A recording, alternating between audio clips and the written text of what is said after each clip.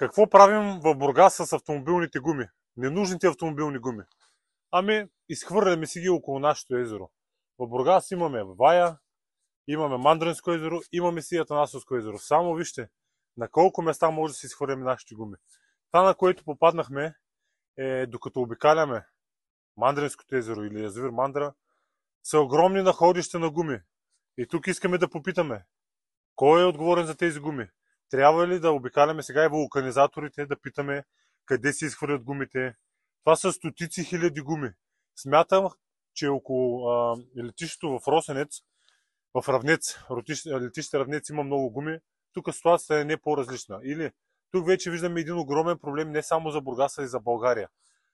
Невъзможността на нашите управляващи да създадат производство или нещо, което да рециклира гумите. Не да ги заравяме, не да ги фърляме в езерата и в реките, а по някакъв начин да ги рециклираме и да ги използваме отново. Само вижте. Това е от нас.